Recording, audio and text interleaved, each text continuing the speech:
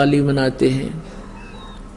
अब इसमें के फंड शुरू कर दिया, बम भटकावेंगे, कितना प्रदूषण हो जाता है। किसी की आंख में डाला, आंख फूट गई, किसी के कपड़े जल गए, किसी के खेतों में पूड़ियाँ जल गई, किसी का घर में आग लग गई, और प्रदूषण निरा।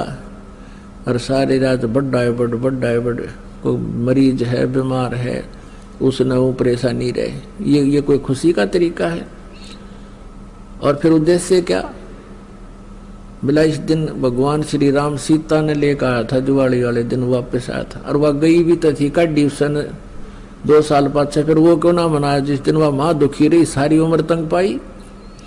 इस एक दिन के दिवाली वाले दिन ने कह दे दिया सीता जी को, आजीवन भटकती रही, एक जंगल में टाइम पास किया, 2 बच्चों को लेकर के रहती थी।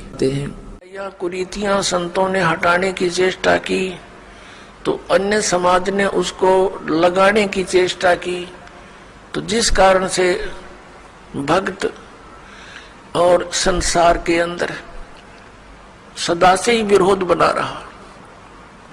क्योंकि संसार की जो रीतियां रिवाज हैं वो काल प्रेरित है, वो यही रहने की है, और संतों की मर्यादा इस काल की मर्यादाओं से हटकर है, वो भक्ति बाधक है। इसलिए अन्य समाज के लोग कहते हैं देखो इन्होंने तो माता धोकनी भी छोड़ दी, इन्होंने तो बाबा श्याम जी भी नहीं पूज रहे हैं, ये तो ऐसे भी नहीं कर रहे हैं, ये तो दिवाली भी नहीं मना रहे हैं, ये कैसे हो गए हैं, इन तो बैठा दिया।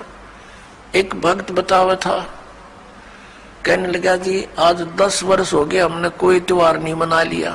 नाम लिया था उसने उस दिन, फिर वो अपने दुख गिनावा था, कह रहा था जी हमने 10 वर्ष हो गए हमारा त्योहार नहीं मन लिया, ना होली ना दिवाली ना तीज ना कोई अन्य। क्या कारण? कि हमारा परिवार है, कभी तो हमारे घर में कोई खुद जवान भाई की मृत्यु हो जाती है, 1 वर्ष उसकी चिंता पूरी होती है, तब तक दूसरा कोई रिश्तेदार निकट में, जैसे बहन का पति मर गया, फिर त्योहार मने नहीं, फिर कोई बिल्कुल साथ में का केताऊ का मर गया जवान, फिर ऐसे फिर लड़का मर गया। 10 वर्ष हो गया हमने त्योहार नहीं मना लिया। तो फिर इन त्योहारों को किस लिए मनाते हैं? या तो फिर भी मनाओ अगर इतने कंपलसरी है तो। ये कहने का भाव ये है, यहाँ कुछ मनाने की जरूरत ना है, या तो भगवान के गुण गान की आवश्यकता है, और उस समय को याद रखे, ये जाने का समय याद रखे।